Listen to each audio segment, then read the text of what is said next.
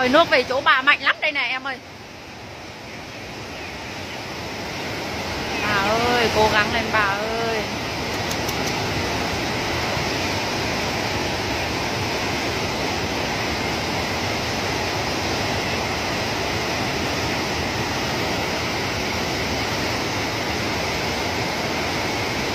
Có máy bay hay là có cái gì nhỉ? Qua được nhỉ? Trời ơi, mẹ ơi.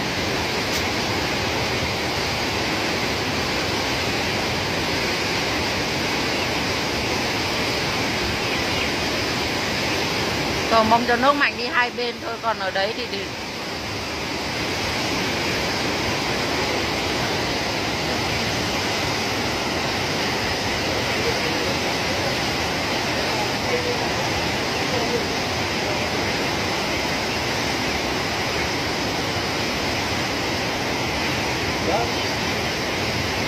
Lớn đấy, lớn đấy. Cả cái lớn đấy chứ. dạ. Trong một túi của cái cây xanh không phải chẳng có một túi gì hết, một túi. Lúc nãy là còn đi lại được, bây giờ là bị ấn nước mạnh rồi đấy. Lúc nãy là cây xoan chưa đủ này. Đấy. Bà bây giờ kéo đấy. Đó bà giơ tay ra kìa. Bây giờ bà chỉ cầm được cái cây chuối rồi. Nếu như từ lúc sớm đó mà nó sớm là lên không vượt được sang bên cái ao này là sống này, lại không vượt sang cái ao nước bên đây cứ chảy. Ôi mẹ ơi, không khó thoát lắm. Bây giờ vấn đề là hắn có đứng không hay là chuối nó trôi cái là sao luôn. Bây giờ mà bụi chuối đấy trôi là trôi bà luôn này. Bây giờ cái bắt đầu là nước lớn. Đấy. Đây bà đứng ngay cái bụi chuối nhỏ nhỏ đây này.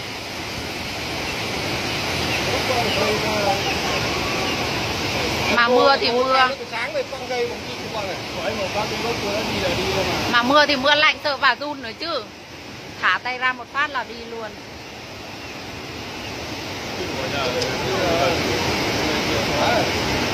Này chú cô vẫn đang ở bên kia đi chị. Đấy là cái cây kia này. Ập một cái đấy ngoài cành là bắt đầu nước này lớn. Đấy. Nếu như mà hắn đắp bên đây được thì tốt, đẩy dòng bên kia là được. Đắp bên kia nhờ cái đây đắp bên đây. Thế thì cửa đi học bên đây. Đấy bà đang đứng đấy. Trời ơi thương bà thế. Ông thì đéo biết đi đâu rồi. Ông thì trôi rồi, nhìn thấy rồi mà. Còn bà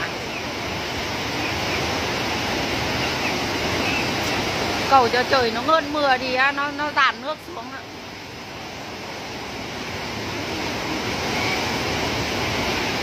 Em cầm máy mà em run.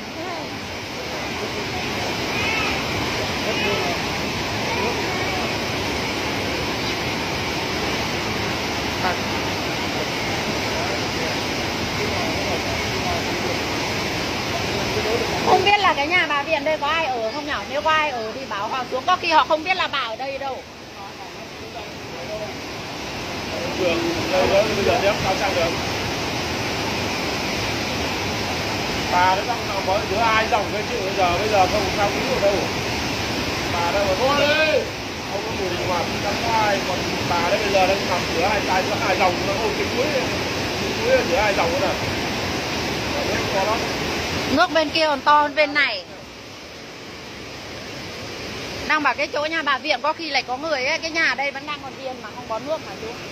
Cái nhà bố mẹ của bà Viện đây này.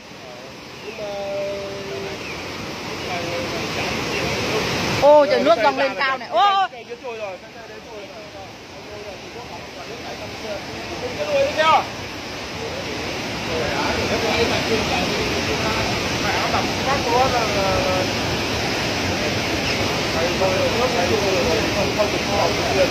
Ôi chết rồi, bà đó, bà ra bên đây rồi này.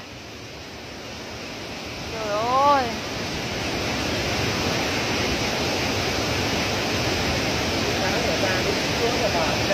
À bà cầm được cái dây điện rồi.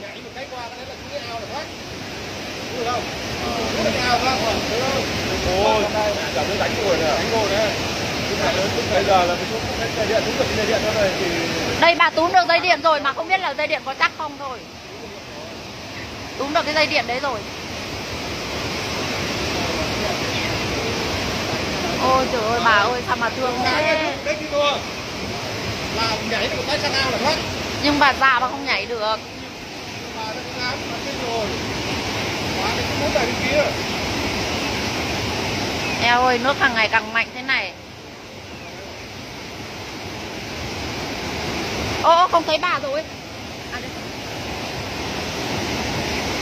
Đó, bà túm được dây điện rồi nè.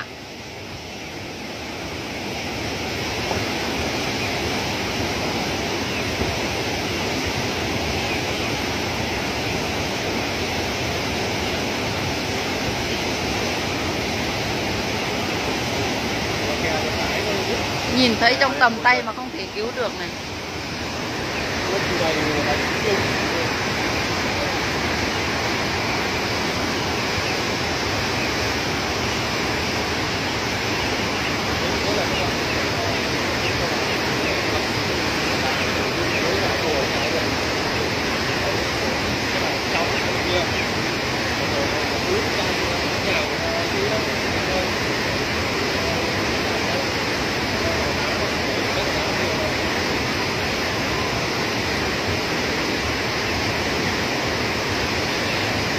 Cầu mong cho nước nó rút hai bên thì ở chỗ bà đỡ hơn nhỉ.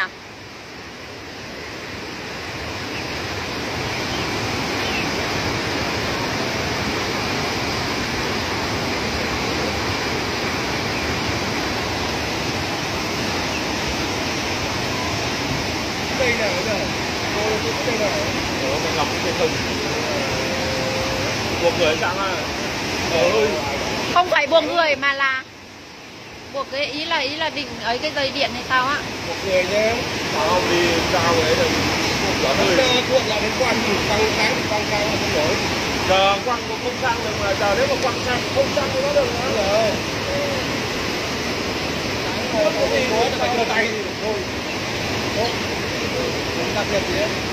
Bây giờ không được trời.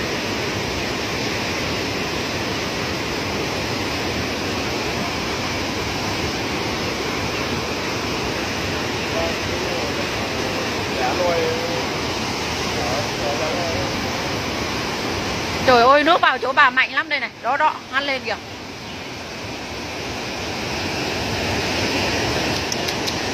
Trời ơi, cầm cái máy mà em còn run nữa.